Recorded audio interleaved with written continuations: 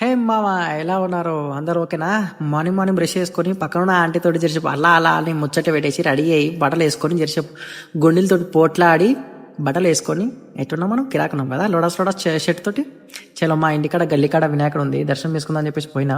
దండం పెట్టుకొని మంచి మంచి కోరికలు నెరవేరాలి తండ్రి అని చెప్పేసి మొక్కుకున్నా. ఈ అటు ఇటు దోలాడుతున్నాను అనమాట. ఎత్తుకుతా అసలు దొరకలేదు అసలుకే. ఏం వెతుకుతున్నా బొట్టు కోసం కదా. అయితే మా శివగాడు చెప్పిన అనమాట, ఇంటికి వెళ్ళి అన్న బొట్టు అక్కడ ఉంది తీసుకొని పెట్టుకోండి అని చెప్పేసి అంటే అప్పుడు చూసుకొని కింద కూర్చొని పెట్టుకున్నాను అనమాట.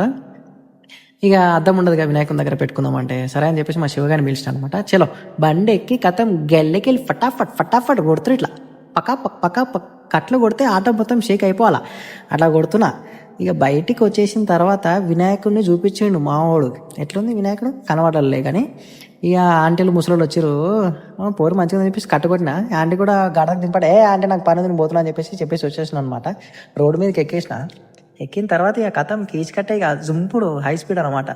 ఇక శివగాడు అన్న నేను నడుపుతా బండి నడుపుతా అంటే బండి ఇచ్చిన. కానీ భయం అవుతుంది, వాడు ఎట్లా నడుపుతాడు.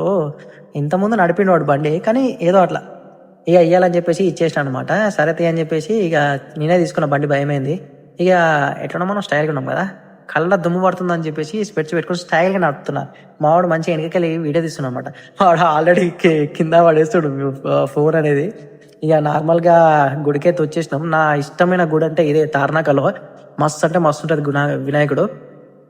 వినాయకుడు టెంపుల్ అలా వినాయకుడు పెట్టారు అనమాట, మస్తు ఉంది వినాయకుడు.